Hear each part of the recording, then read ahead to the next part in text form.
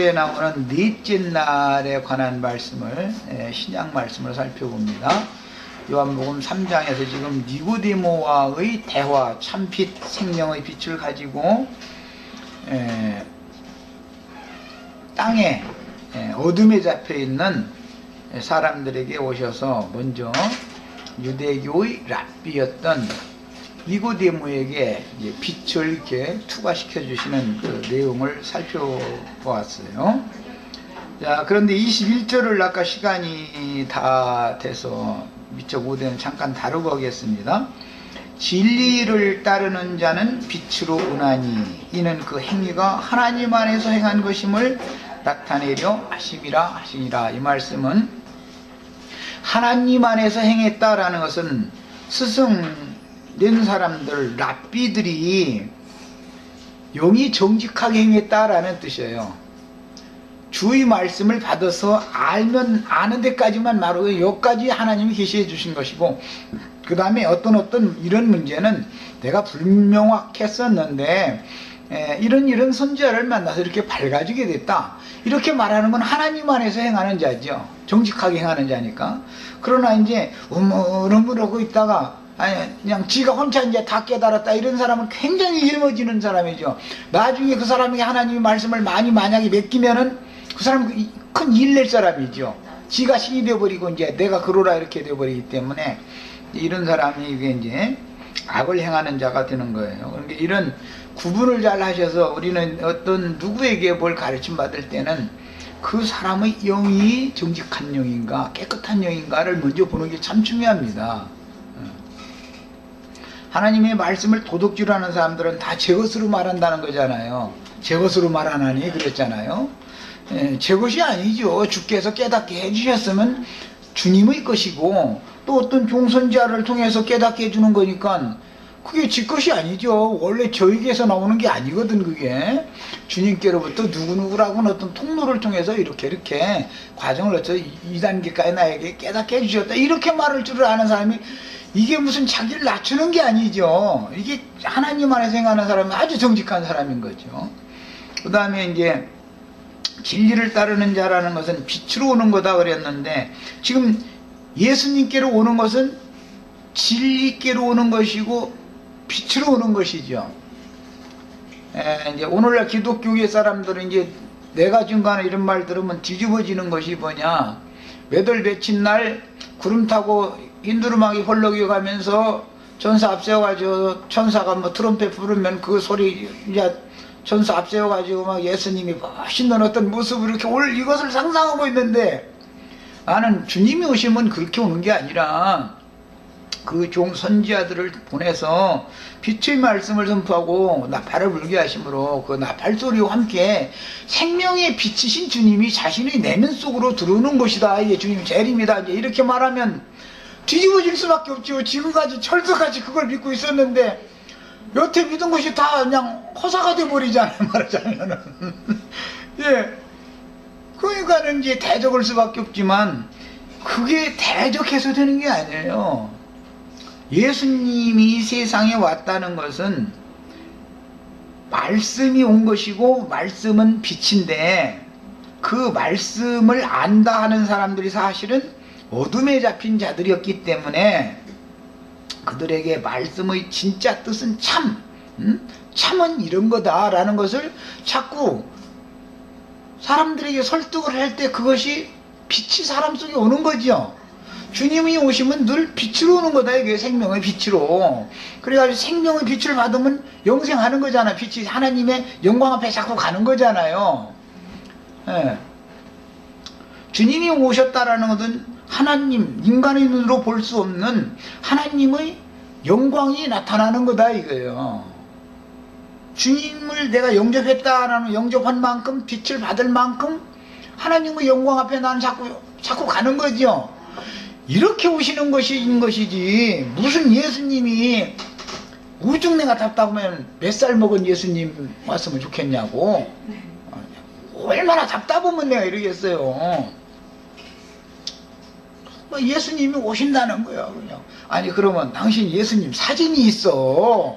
예수님 음성을 알아. 예수님 만나본 적 있어? 당신 사진 갖고 있어? 우리 구름 타고 이렇게 오는데 누가 이렇게 예를 들어 번쩍번쩍 해가면서 오면 사진이라도 있으면 그거 이렇게 대조해봐가면서 말이야. 긴지 아닌지 확인이 나는데 말이야. 이것도 아니고 도대체 당신들 믿음이 말이야. 너무 지나치게 좋다. 나는 그거 아무리 그렇게 믿으려고 해도 나는 도저히 안 믿어지는데 당신들이 믿으면 어떻게 그렇게 믿음이 주냐고 말이야. 이렇게 하면 막 뒤집어지는 거예요. 언제 완전 이제 이단 나왔다 이러버리고. 누가 이단인지는 말씀이 판단해 줄 거예요. 말씀이 누가 이단인지 삼단인지는. 주님의 오심은 언제나 사람 속에 생명의 빛으로 오셔서 사람을 밝게 해줘서 그 사람이 밝아지면 어둠과 죽음의 권세에서 벗어나서 생명과 빛의 세계로 옮겨지는 상태가 되는 건데, 이것이 하나님의 영광 앞에 우리가 이루는 거다 이렇게 표현하는 것이고, 최종적으로는 거룩한 성 예루살렘은 햇빛이나 등불빛은 달빛이나 이런 것은 쓸데가 없고 오직 하나님의 영광빛만 충만하다 그랬으니까, 그러면 거룩한 성에 들어간다라는 뜻이 무슨 뜻인지를 알면 주님이 오심이 무엇을 말하는지를 그냥 아무나 알 수 있는 거잖아요. 그런 성이 내려온다고 그랬던 거예요. 성이. 이처럼 진리를 따르는 자는 빛으로 온다 예수님이 이랬어요. 이것은 당신 자신의 말씀이 빛이고 당신 자신이 빛이란 말이에요. 빛으로 지금 오신 거다 이게요. 생명의 빛으로. 그런데 요한은 생명의 빛을 전달해주는 통로 역할을 하는 사람이었지 자기가 빛은 아니다 그랬죠? 그건 뭐예요? 하나님 안에서 행하는 자다 이거예요. 그런데 오늘날 자칭 스스로 자기가 빛이 되어지고 지가 신이 되어지고 재림 메시아가 되고 뭐 재림주가 되고 뭐 하나님이 되고는 별 잡놈년들이 하여튼 잡놈만 있는 게 아니라 잡년들도 어떻게 말하는지 모르겠어. 아주 가지고 뭐 별로 참 말도 같지 않은 목소리 씌우리고 앉아는 그냥 다 귀신 들리고 그러거든. 근데 내가 들을 땐 귀신 들려서 그러는데 사람들이 거기에는 게 백절치들 뭐 이런 거 보면 또 이거는 여기는 이거 아니 난 참 답답해 죽겠어. 와서 좀 들어보라고 그러면 안 와 여기는 거예요. 예수님이 허공에서 이렇게 막 번쩍번쩍 해가면서 와야 되는데 말이야 생명의 빛으로 말이야 빛이 사자들이 증거하는 말씀 주님의 오심을 맞으라고 나팔부는 파수꾼들이 증거하는 나팔 소리를 통해서 말이야 생명의 빛이 당신 속에 와야 되는 거야 아니냐 이렇게 말해버리면은 예수님이 허공에서 올 거들 그냥 그렇게 고대하고 막 거다대고 그날 자기는 뿅 하고 휴거되려고 이제 이러고 있었는데 꿈은 사라지고가 되는 거야. 말그랑 다 무너져 버리는 거야 이제. 이러니까 이제 막 뒤집어져 가지고는 이러는데 이게 무너져야 된단 말이야 이게. 그게 얼마나 허황된 짓이야. 어? 자기 지금 그런 사고 사상을 가진 상태로 설사 허공 구름으로 손오공 뭐 타고 다니는 뭐 저팔계 손오공 자리는 못 차지하고 저팔계가 돼가지고 구름 타고 이렇게 간다고 한들 도대체 뭘 어떻게 하자는 거예요. 이런 이상한 신앙을 가지고 있으면서도 내가 그 사람들의 신앙을 이상하다고 그러면 그 사람들은 나보고 이상하다고 한다 이거예요. 서로가 미쳤다고 그러는 거예요 지금. 우리는 정말 정신 차리셔야 되겠어요. 진리의 말씀을 바로 가르침 받아야 사람들이 맑은 정신이 오는 거예요. 구원이라는 건 사실은 객관적으로 나타나는 건 뭐냐, 양심이 투명하고 깨끗해지고 그 정신이 온전하고 건전해지는 거잖아요. 그런데 이상한 구원을 받으면은 세상 사람 만든 완전히 미치대기가 돼버려. 귀신 막 잡기가 다 들어와가지고. 예수님이 허공에서 무슨 구름을 타고 어느 날 어떻게 무엇는 거 번쩍번쩍 해가면서 귀신, 나는 그렇게 누가 설사 거기서 누가 와도 난 저 귀신이라고 그냥 난 그거 안 믿어. 난 안 믿어.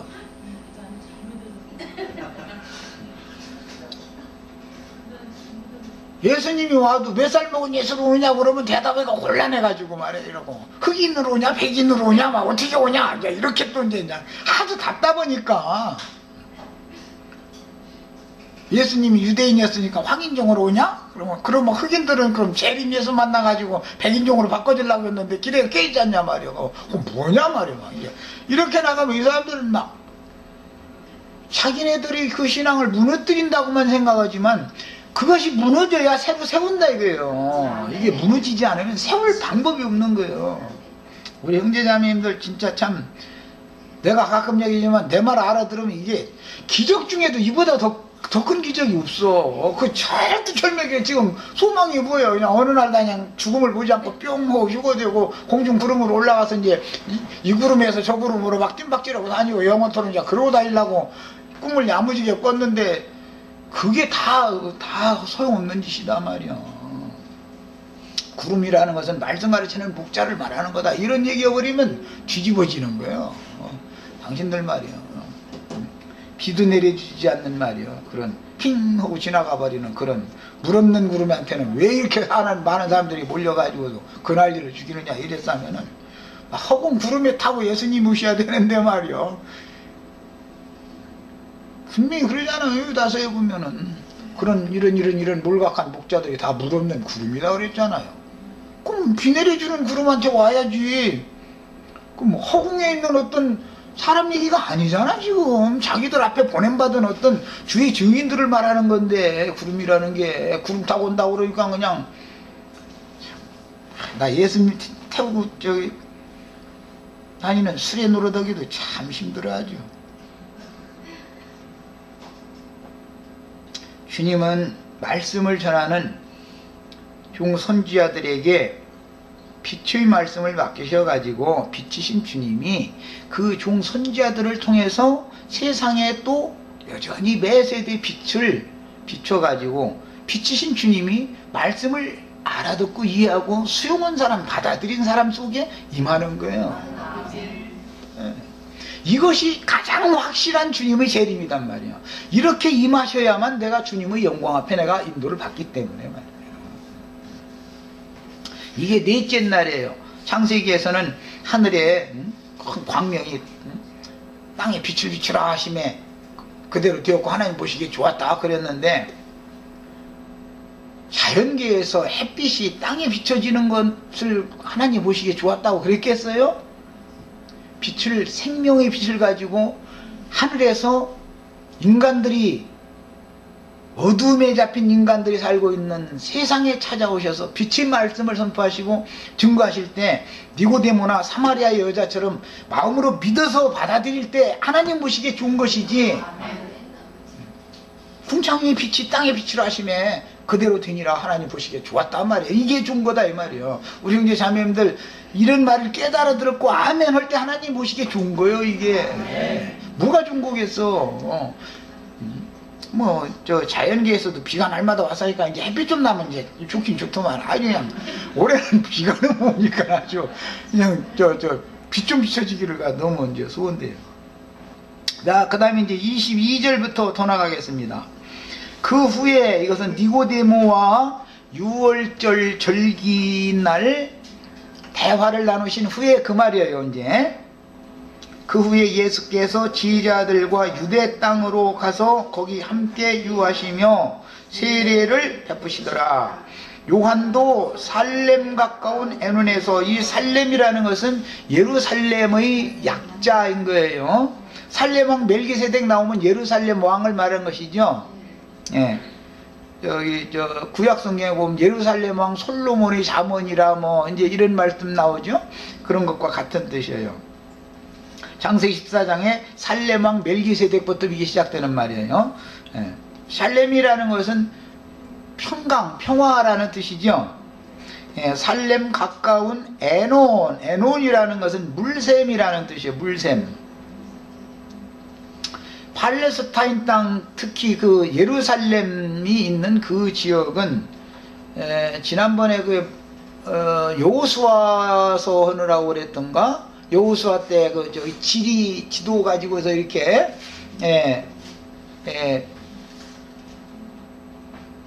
예루살렘을 중심으로 삼는 그 지역은 사막지대단 말이야. 주로가 거기가 다.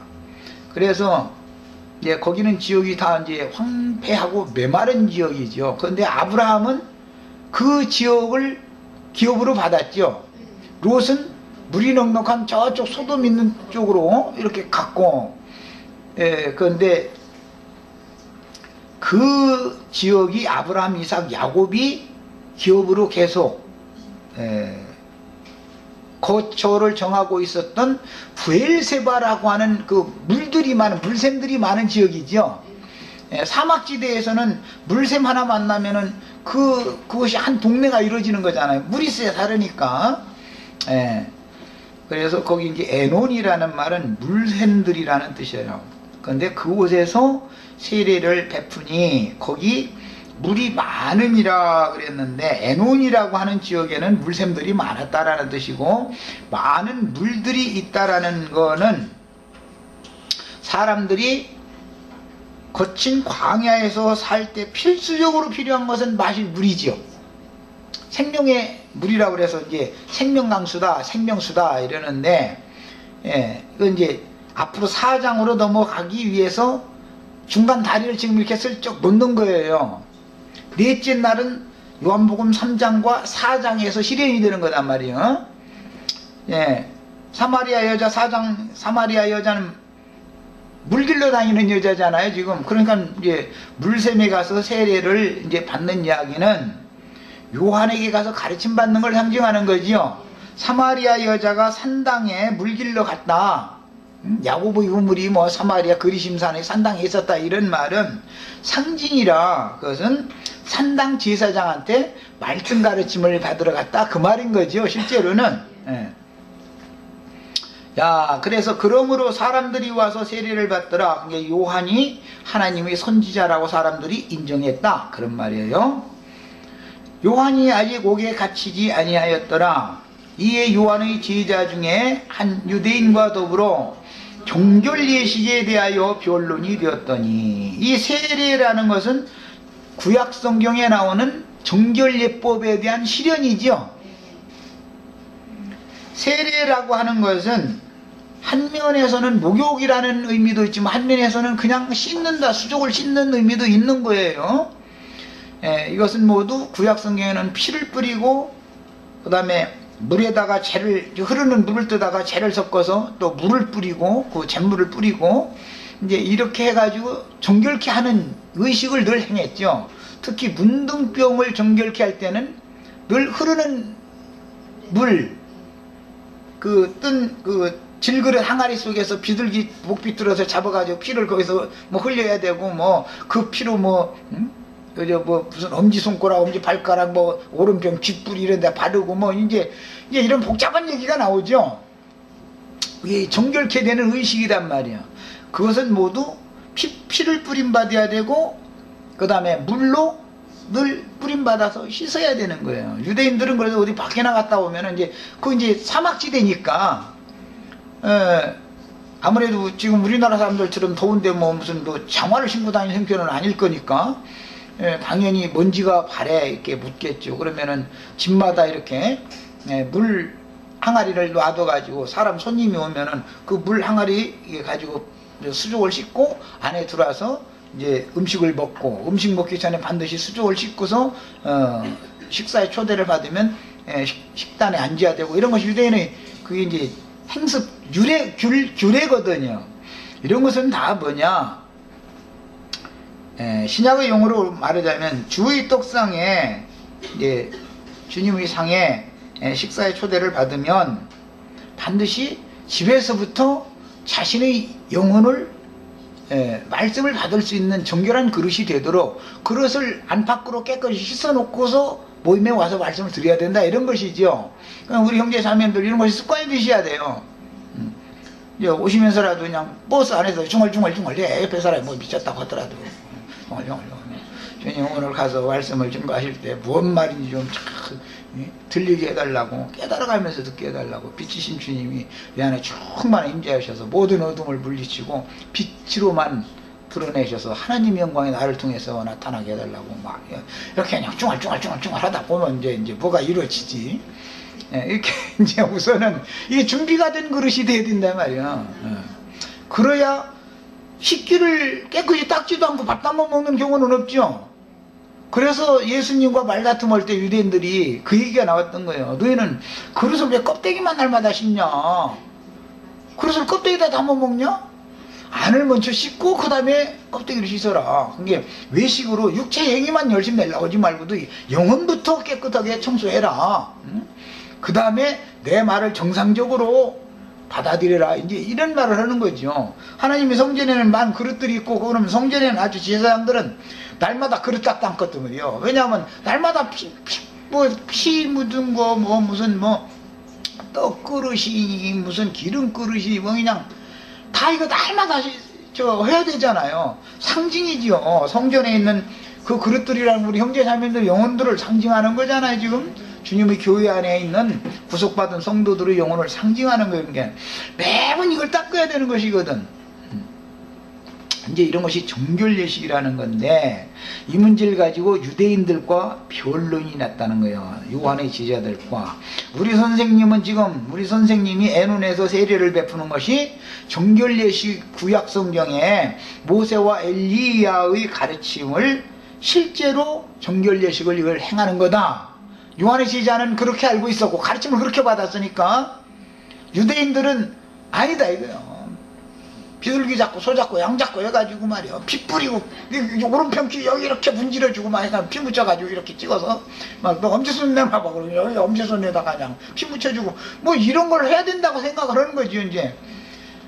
그러고 막 모든 집집마다 말이야 수족을 씻을 물항아리 딱 준비해가지고 손님 오면은 말이야 수족 씻고 안에 들어오게 만들고, 식사 자리에 앉는데 손발도 씻지 않고서 그냥 막 밥 먹으면 이게 되냐고 말이야. 예수님은 그런데 일부러 그냥 식사에 초대에 가면 손발 안 닦아버려 일부러.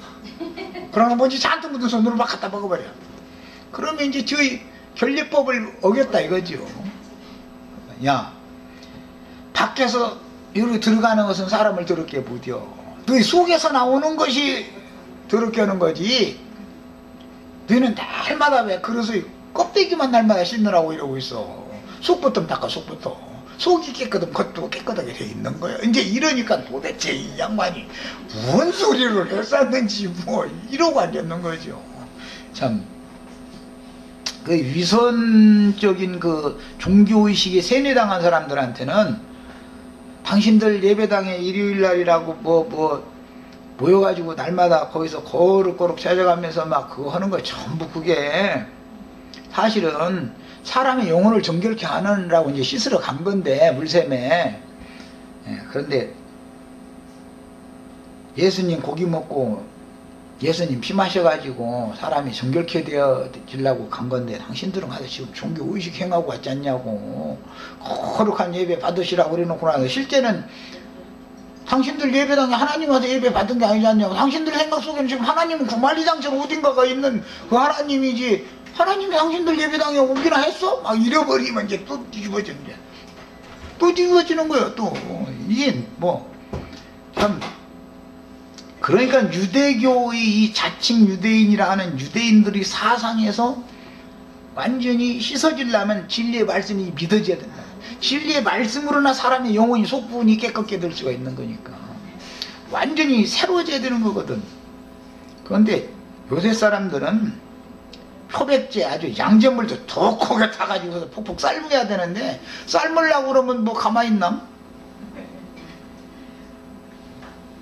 축복 있을지어다가 막 기굴거지고 이런 소리나 하면 좋다고 그럴까? 지금 내가 얘기하는 당신들이 헛지도고 앉았다 이러가면서 뭐 이게 이제 양잿물로 막 지금 폭폭 삶으려고 그러는데, 그거 막 나쁘다고 그러지요. 그러니까 깨끗게가 안 되는 거예요. 말라기서에 보면 주님이 오실 때는 아주 표백하는 양잿물로 온다고 그랬어. 예수님 양잿물이요, 완전히. 예수님이 말씀하죠.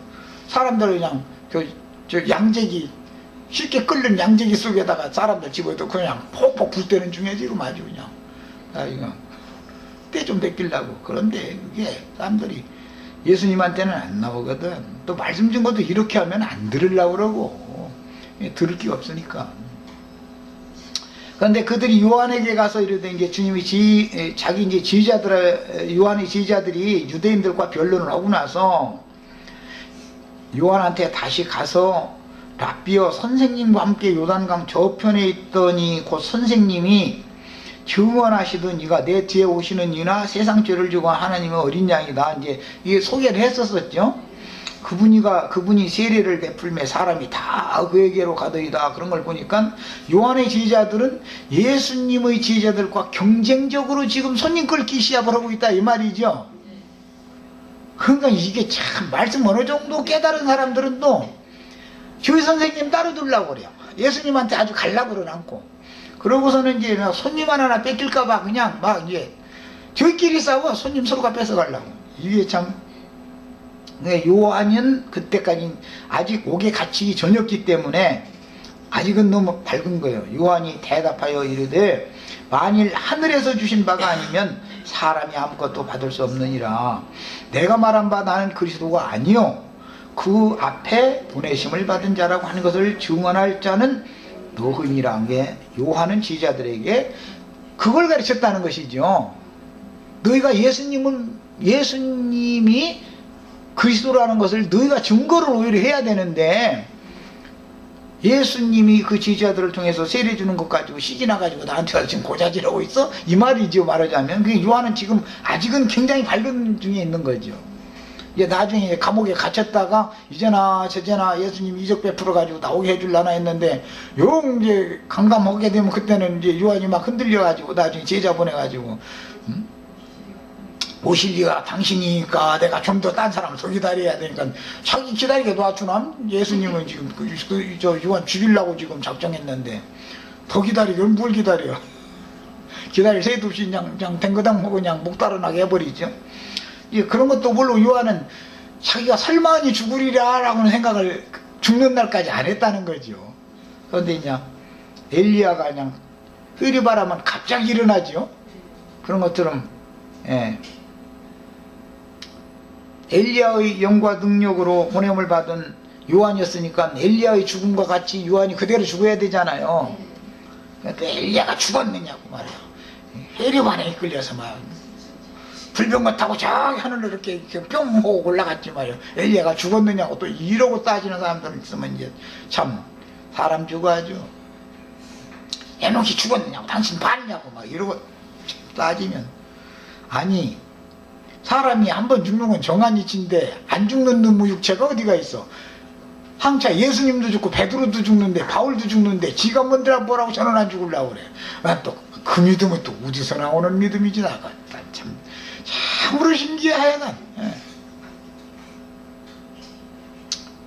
죽었지만 그는 이미 이 생에서 생명을 얻은 자이기 때문에 이미 죽음의 세계와는 상관없는 생을 살다가 그냥 영원한 생명의 세계로 옮겨졌다 이 말인 것이지 산채로 옮겨졌다 이 말이. 이 땅에서 산 생명을 얻지 않은 사람이 어떻게 영원한 생명의 세계로 옮겨져. 육신의 몸을 입고 가서 거기 가서 똥 싸려고 그러면 뒷간이 있어? 뭐가 있어 거기에. 천국에 뒷간이 있을 것 같아요? 그들이 말한 천국에? 난 뒷간 있는 천국은 안 가. 뭔 놈의 믿음이 그런 놈의 믿음이 어디가 있어.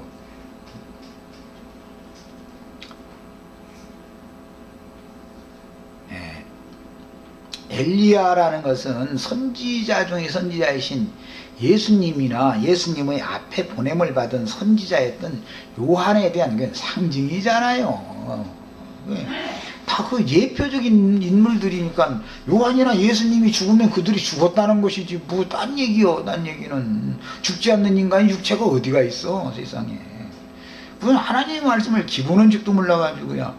아니 똑같은 말씀을 바르다 보고 나는 부활이요 생명이니 네가 이것을 믿느냐. 나를 믿는 자는 살아서 나를 믿는 자는 죽어도 살겠고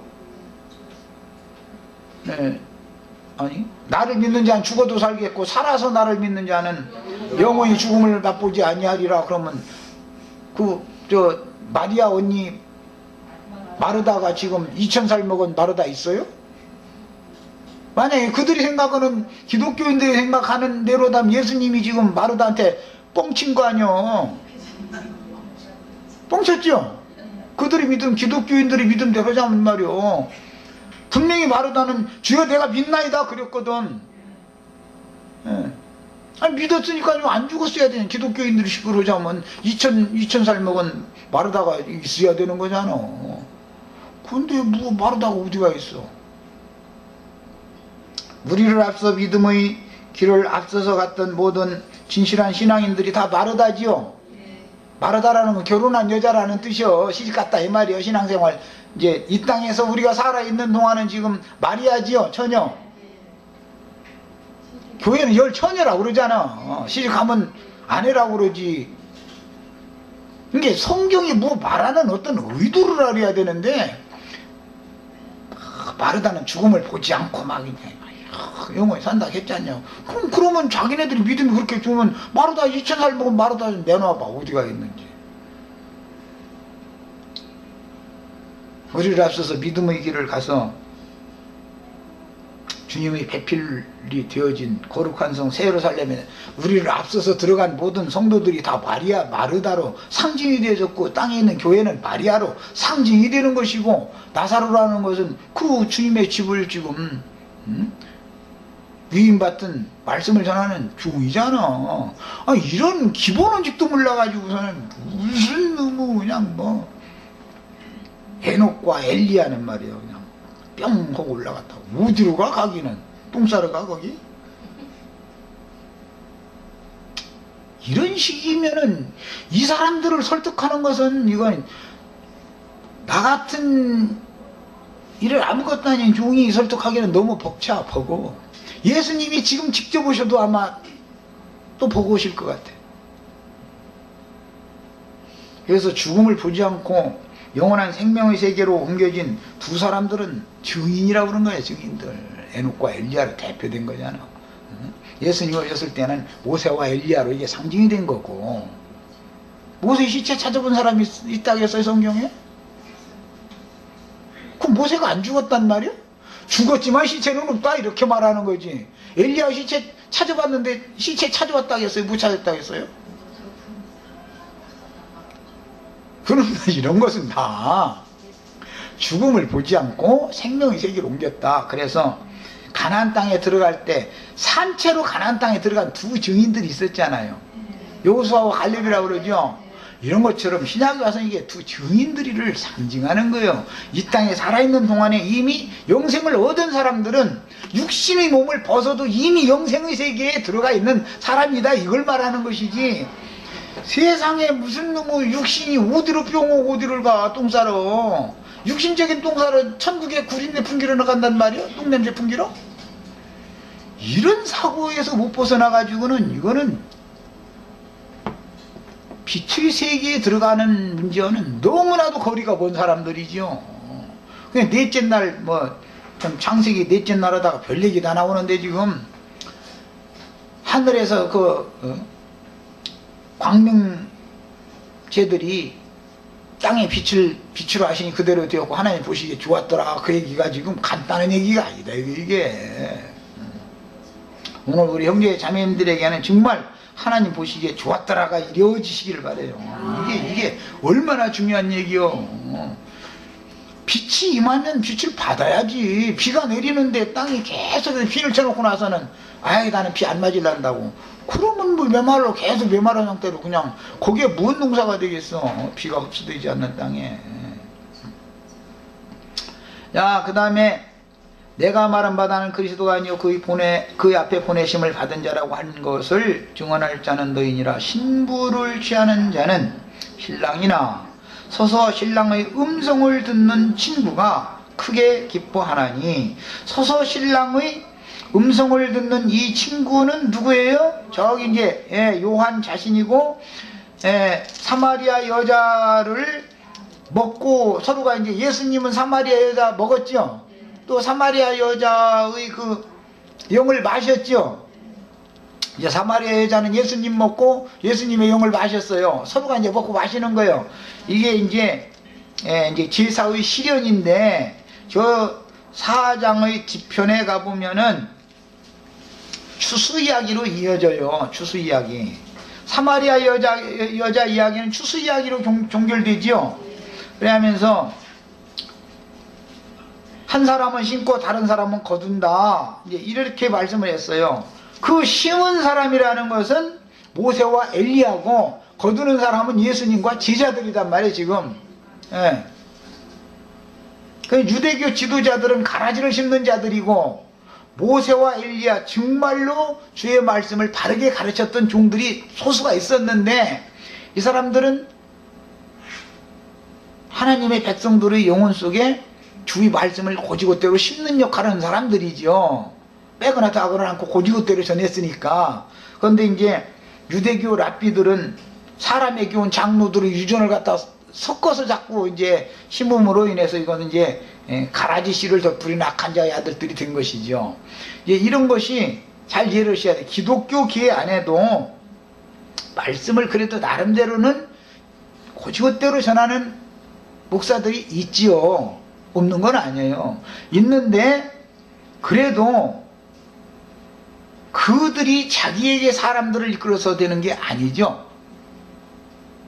그리스도께로, 요한처럼 그리스도께로 중매를 하는 사역을 해야 되는데, 신랑의 친구 노릇을 해야 되는데, 신랑 친구가 처녀 소개해주고 나서는 뒷전에 가가지고는 만나자 해가지고 밥 사줘서 자꾸 막 이러면 이건 안 되는 거죠. 아니, 신랑한테 처녀 소개해줬으면 저는 중매해준 걸로 끝내야 되는데, 나중에 말해 핸드폰으로 몰래 뭐 문자 메시지 보내가지고 어디서 만나자 해가지고 맛있는 거 사준다 해서 자꾸 뭐 먹고 싶냐 해서 아 이러면 이거는 그건 처죽일 놈이지. 차라리 소개를 말든지. 또 있을 수 없는 일이죠. 또 그렇다고 따라가는 여자들이나. 이게 기독교인들이 생활이다라는 걸 말씀드리려고 그래요. 이게 지금 이렇게 혼란스러운 거예요. 이게 신앙 세계가. 신랑의 친구는 중매자지요. 중매자, 그냥 소개자일 뿐이잖아요. 그럼 신랑이 와서 신부를 취하면 기뻐해야 되잖아요. 자기가 소개해준 처녀한테 장가드는데 그날 이거 우리나라에서도 그러잖아요.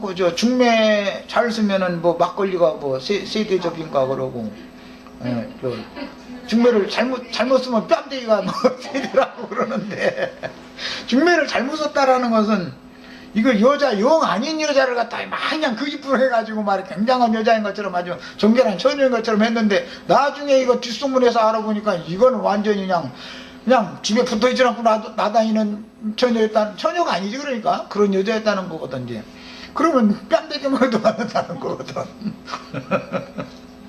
이런 것과 천국 농사라는 것도 마찬가지다. 천국에서도.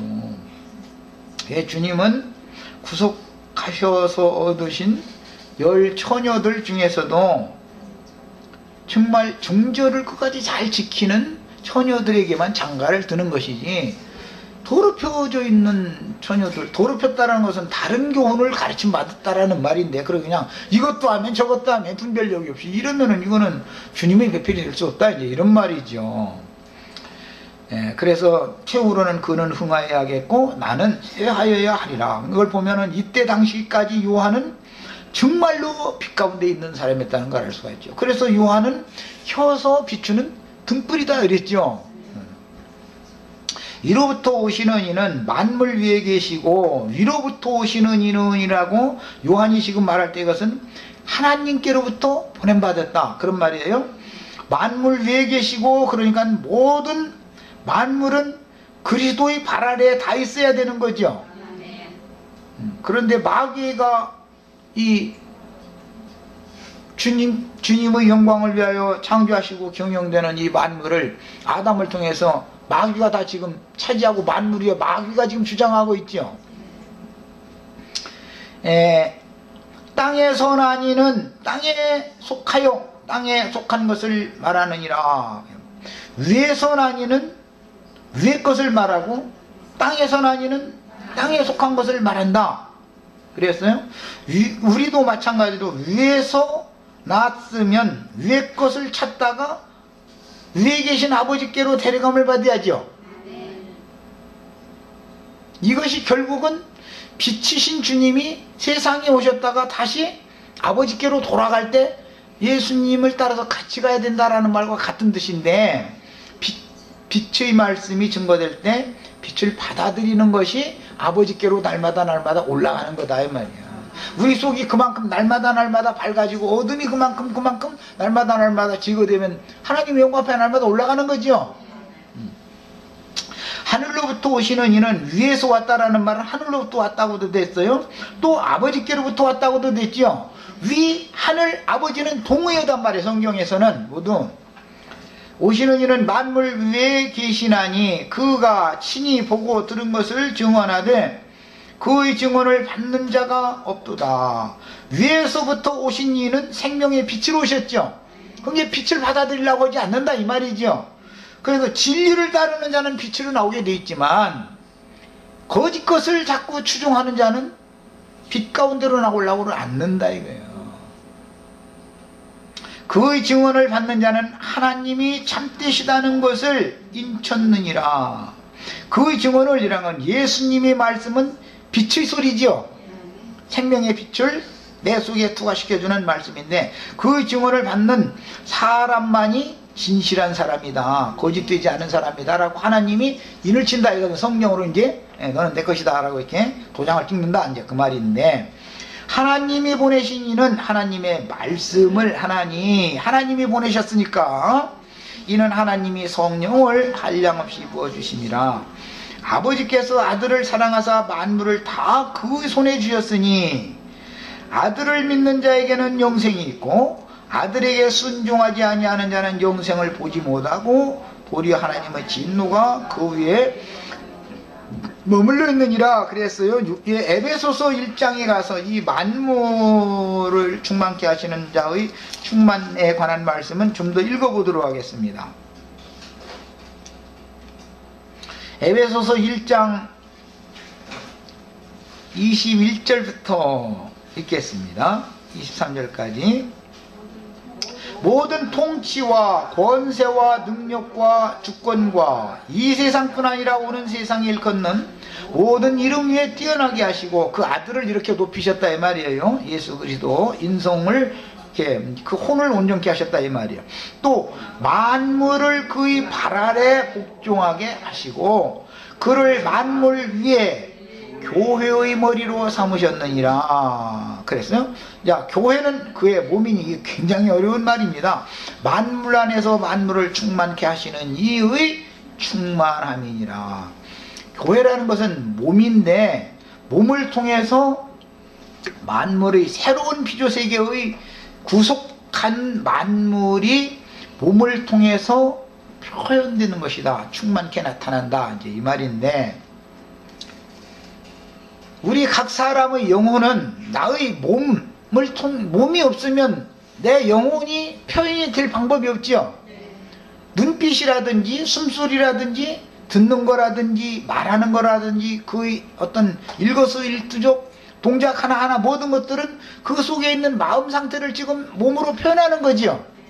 이런 거예요. 그래서 몸이라는 것은 그리스도의 몸인 교회는 그리스도 생명이신 그리스도를 영접해서 자신 속에 모시고 있는 사람들이 자신 속에 계신 그리스도를 표현하는 것이다 이거예요. 몸을 통해서. 그래서 너희는 몸으로 하나님께 영광을 돌려라 그러는 거예요. 그래서 그 다음에 저기 4장에서 조금 더 읽겠습니다. 이 말씀 굉장히 중요한 말씀이 어려운 말씀인데 10절부터 읽겠습니다. 4장 10절 내리셨던 그가 내리셨던이라는 것은 육신을 입고 오셨다 이 말이에요. 그가 곧 모든 하늘 위에 오르신 자니 여기 모든 하늘은 구속받은 영혼들이에요.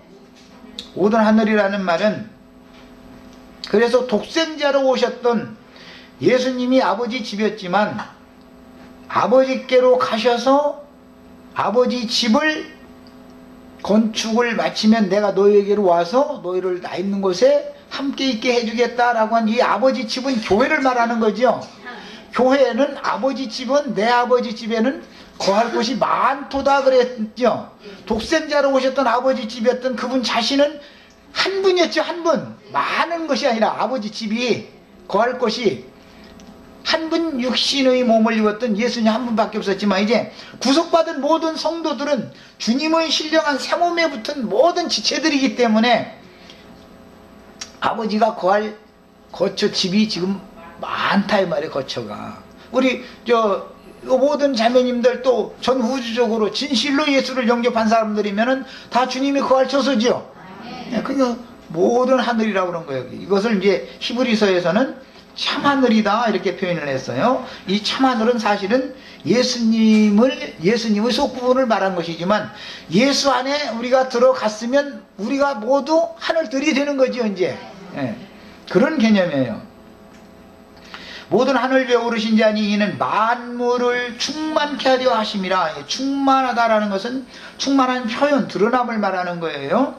그가 어떤 사람은 사도로, 어떤 사람은 선지자로, 어떤 사람은 복음 전하는 자로, 어떤 사람은 목자와 교사로 삼으셨다. 그래서 만물의 충만이라고 하는 것이 바로 교회다. 이 교회는 구속받은 만물의 충만이다 이거예요. 이거는. 그러니까 밖에 있는 모든 예창조 세계, 자연계의 모든 만물은 첫 아담을 통해서 마귀에게 다 줘버렸기 때문에 하나님의 창조세계를 되찾으러 오시는 것이 예수님의 구속이지요. 그러면 구속받은 만물의 충만은 교회를 통해서 나타나는 거다 이 말이에요. 이게 교회만이 영원한 하나님의 왕국이다. 교회는 시공을 완전히 초월하는 거예요. 여기까지 하고 시간이 됐으므로 다음 시간에 이제 4장 사마리아 여자에 관한 말씀을 더 이어서 나가도록 하겠습니다.